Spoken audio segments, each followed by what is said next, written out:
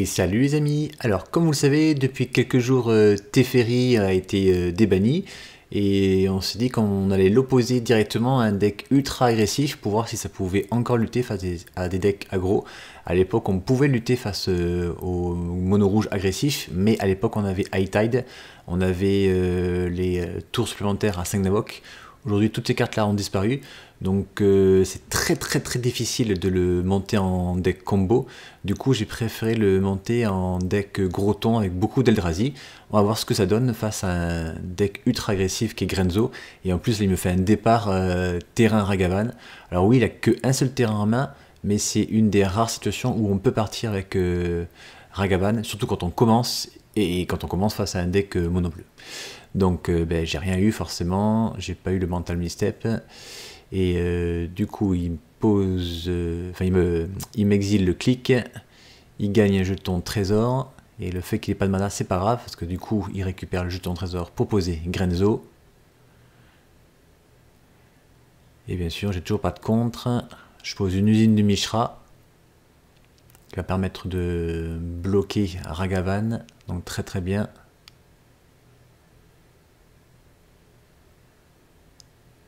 Elle pourra devenir 2-2 et en s'engageant on va devenir 3-3. Je serai tranquille comme ça, à moins qu'il ait un blast. Ah bah de toute façon il a un maraudeur mock, il va pouvoir le sacrifier et booster une de ses créatures. Et je peux pas me permettre de perdre un terrain en début de partie. Donc du coup déjà je vais contrer avant sa phase d'attaque, je vais contrer le maraudeur Mog, en espérant qu'au tour suivant je puisse activer la Mishra et bloquer Ragavan. Allez, il met 4, il gagne encore un jeton trésor.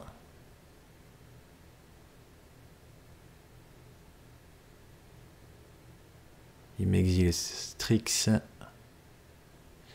Il fetch, il va chercher une désolation.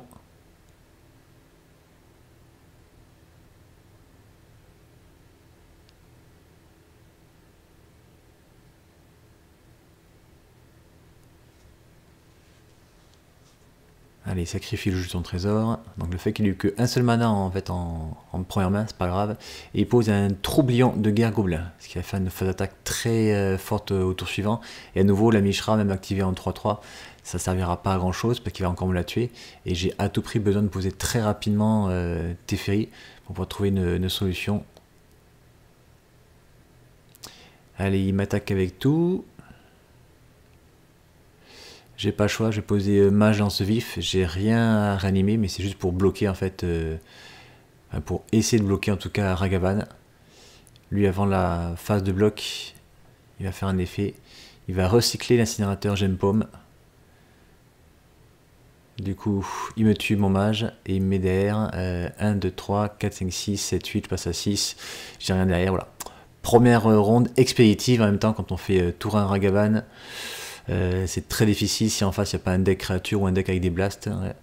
Mais bon, c'est pas grave, je m'avoue pas vaincu. C'est moi qui commence la seconde.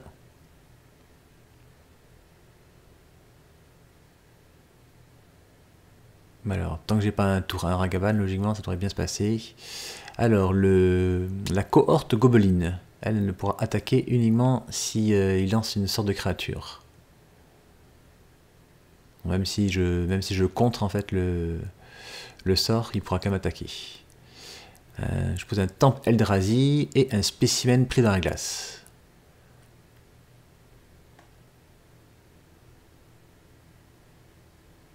Il fetch son contrefort boisé, il va chercher une montagne. Il pose un transporteur de braise pour pouvoir attaquer, mais bon, forcément, je bloque. Pas top sa cohorte, ouais. Parce que du coup, là, il oblige de le poser une créature, et moi, du coup, je sais très bien qu'il n'y a pas de blast derrière. Je peux bloquer. Ouais. Allez, du coup, à mon tour, je fais un passe-passe. Je retire un marqueur du spécimen pris dans la glace. Alors, passe-passe, je sais qu'il n'y a pas beaucoup de personnes qui aiment cette carte, qui préfèrent Vision des Ducérum. Mais moi, je préfère passe-passe parce qu'on va de suite piocher une carte parmi les deux cartes suivantes. On va choisir en fait parmi les deux cartes suivantes, contrairement à Vision où on pioche une carte et ça se trouve parfois on va piocher juste une carte qui ne nous intéresse pas. Voilà, je sais qu'il y a des avis qui divergent là-dessus, mais Moi c'est comme ça, je préfère passe-passe à vision. Du coup j'ai posé mon Morguesaur, donc très bien, comme ça même s'il a un blast pour pouvoir se débarrasser du spécimen pris dans la glace, je ferai rediriger sur le Morguesaur. Allez, pose Grenzo, il m'attaque avec ses deux créatures. Le Morguesaur va bloquer logiquement, voilà, celui-ci.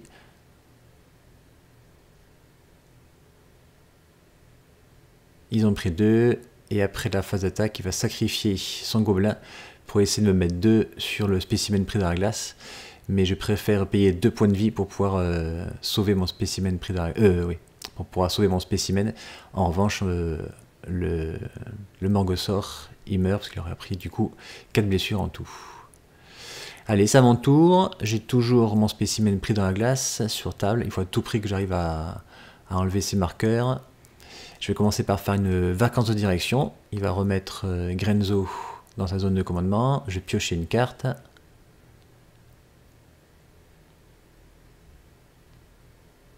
Rien à voir par rapport à la première partie, hein, où il m'a vraiment défoncé avec son Ragavan. Là, ça n'a rien à voir. Hein.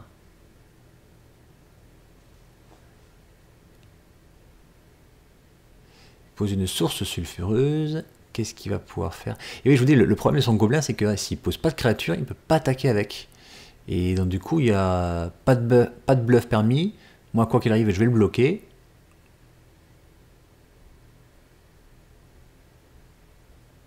Voilà, il pose le bonnet. Du coup, il va me mettre logiquement... il va me mettre 2 dessus, pour m'empêcher de bloquer du coup son quartz. Ouais, elle est pas top sa créature. Ouais. C'est vrai que ça fait une créature 2-2 pour un Invoke, mais qui a ce gros défaut. Déjà, si on n'a pas de créature en main, et puis du coup, on sait très bien que nous, on a juste à bloquer avec le mur. Il n'y a plus de mana. Alors, après, qu'il pourrait avoir très bien Fury ou Pyrokinésie, mais en l'occurrence, là, non. Allez, je vais fetcher ma grève inondée, je vais chercher un sanctuaire mystique. Et le sanctuaire mystique va logiquement remettre passe-passe sur le dessus.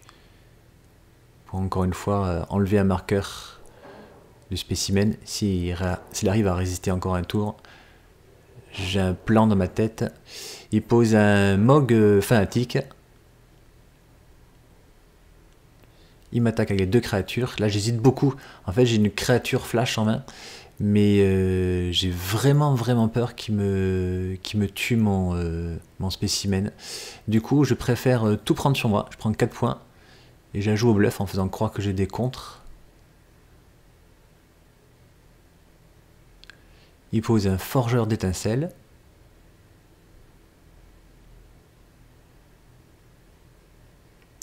Suivi d'un recruteur gobelin. Allez, il va chercher toute une panoplie de gobelins. En général, il y a toujours le fouineur dedans pour ensuite rapidement poser toutes ces créatures. Il les met dans l'ordre de son choix sur le dessus de sa bibliothèque. Donc il me les révèle forcément. Moi de toute façon, mon plan de jeu est logiquement de faire transformer la créature fin de tour en spécimen. Donc du coup fin de tour je vais lancer Trix, la tempête soudaine. 5 Navok, 4-5 flash, pas très connu comme créature, mais du coup elle permet de poser Teferi pour 1 de moins, et c'est parfait parce que j'avais que 5 mana. Et surtout le rendre Teferi incontrable. Donc du coup je pose Teferi. Je vais pouvoir faire son moins 1, pardon. Redégager 4 terrains. Refaire passe-passe.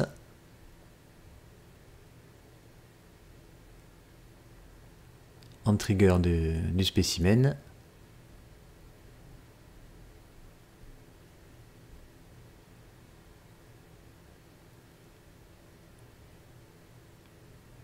J'ai pas mal hésité.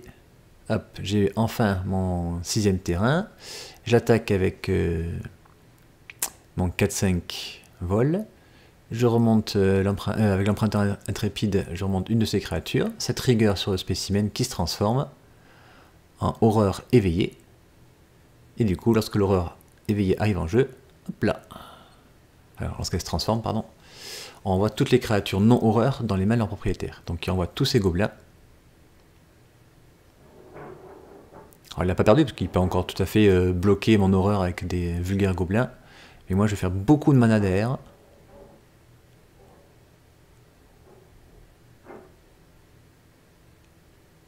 Donc logiquement voilà, c'est le fouineur qui était allé chercher. Alors, du coup le fait que j'ai remonté toutes ces créatures, son plan de jeu est peut-être différent. Il a peut-être pas joué les créatures du dessus de ses bibliothèques.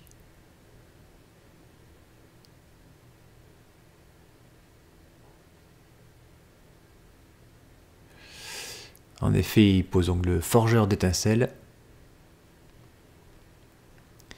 La cohorte gobeline. Ouais, je pense qu'il va encore reprendre un coup de 7 et après essayer de me le tuer peut-être. Je sais pas comment il va se débrouiller.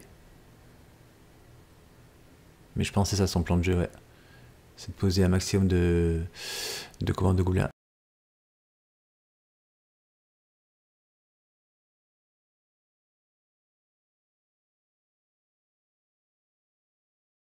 Il peut payer 3 points de vie pour le laisser dégager.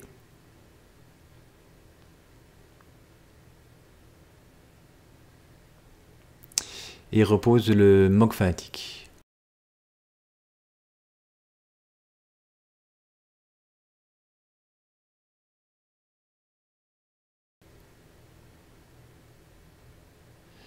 J'attaque du coup avec ma 7-8, qui est logiquement voilà, bloqué par le Mogg fanatique.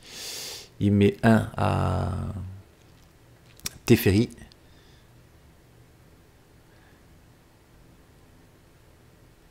Et là, je suis en train de compter, donc j'ai le temple qui me fait 2 mana pour lancer des sorts Eldrazi. Mais malgré tout, même si je ne l'avais pas eu, ça n'aurait rien changé, j'aurais quand même pu avoir assez de mana pour lancer l'Eldrazi. Donc du coup, 1, 2, 3, 4, je dégage mes terrains, 5, 6, 7, 8...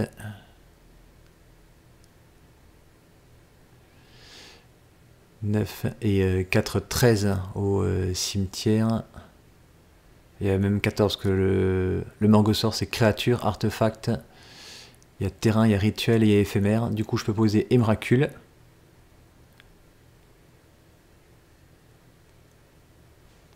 Donc voilà, c'est le but de mon deck. Hein. Je l'ai monté comme ça avec quelques Eldrazi. Et forcément l'Emrakul c'est un des plus puissants. Et du coup je vais contrôler son tour. Et ça devrait logiquement être fini ensuite. Je connais à peu près les cartes qu'il a en main vu que je les ai remontées. Et je pense que je suis capable de lui faire assez de points de dégâts. Rien qu'avec ces gobelins qu'il a sur la table. Donc vous verrez la decklist de Teferi, vous me direz ce que vous en pensez. Mais après ouais, j'ai pas mal d'autres Eldrazi qui font Annihilateur 4 ou qui piochent 4 lorsqu'on les lance, des sorts comme ça.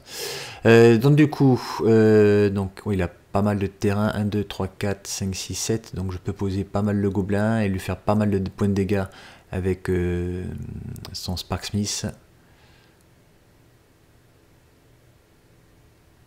Voilà, donc je vais faire le bonnet. Le bonnet sur lui, il va prendre 2, il va passer à 8. Il va perdre 1 avec le cercle. Je vais poser le lugeur gobelin.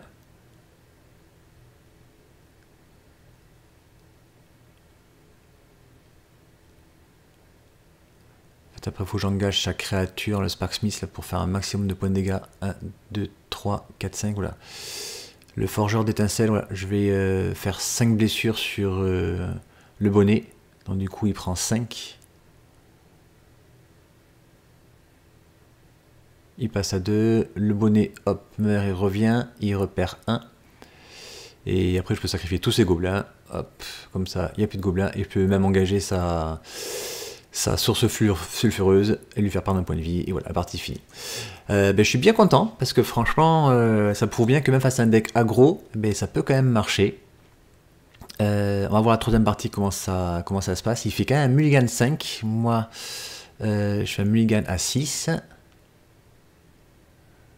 Mais l'énorme avantage de Grenzo, c'est qu'on peut se permettre de faire des mulligans parce qu'on sait ce qu'on va mettre en dessous. Et Grenzo va du coup permettre de remettre sur le champ de bataille un gobelin qu'on aurait mis en dessous lors du mulligan. Donc il pose le prospecteur skirkien. Moi je pose ma grève inondée. Il m'attaque, ça commence doucement, ça va. Il pose les quintes sculptées et Grenzo déjà là. Il a forcément un plan de jeu, alors j'espère qu'il n'y a pas une grosse créature qui amène plein de gobelins dessous. Allez, fin de tour, je fetch, je vais chercher une île.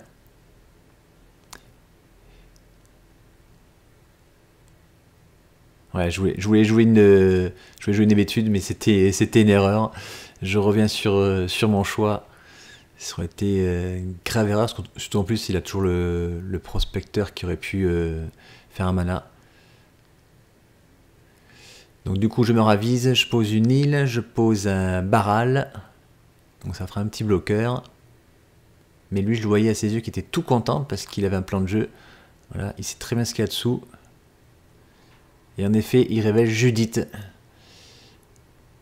Et ça va faire très mal.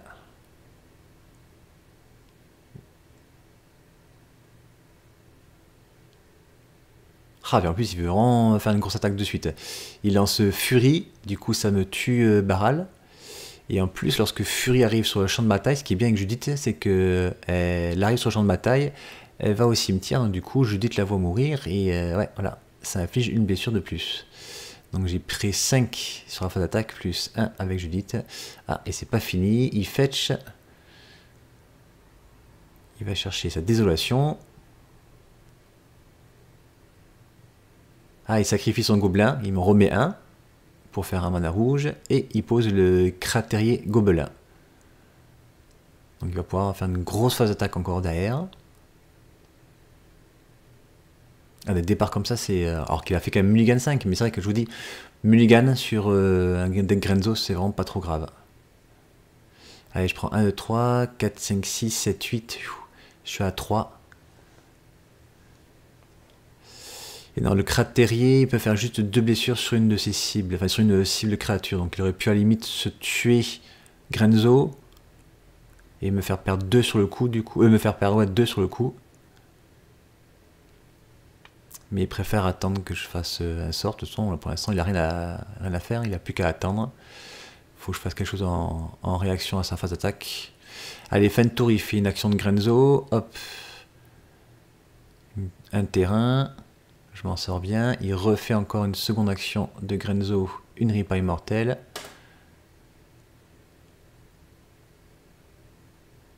Allez, phase d'attaque. J'ai plus qu'une seule solution. Je sacrifie ma veine de cristal. Je fais évacuation. Je renvoie toutes ces créatures dans sa main. Il hésite en fait à faire un coup de Grenzo parce que s'il a une créature dessous qui fait sacrifier des gobelins, il gagne. Mais je pense que c'est un mauvais choix. Il a tout le temps. Il a vraiment tout son temps. Il a encore une phase principale après sa phase d'attaque là. Il pourra reposer au moins 2 créatures.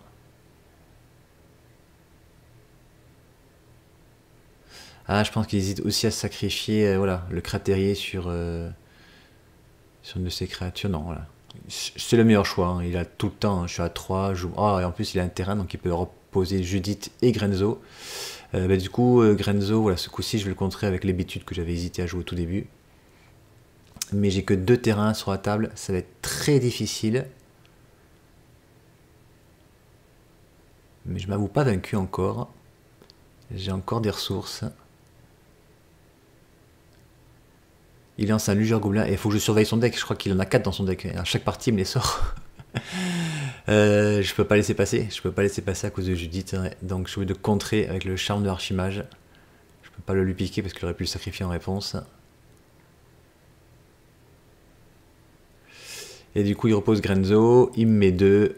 Et là, je vois pas comment je m'en sors. Non, c'est pas la peine. Je recycle mon erreur de calcul à la recherche d'une solution, un miracle, mais qui n'existe pas. Et bien voilà, demain, mais pas mécontent de mon deck Teferi. Vous me direz ce que vous en pensez dans les commentaires. Et on le reverra peut-être une prochaine fois.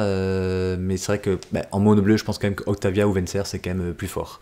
Encore une fois, merci à tous les membres qui me soutiennent, à tous les abonnés. Et on se retrouve lundi. On va essayer peut-être de monter un deck avec... de faire un match avec Proche. Allez, à bientôt. Bye bye.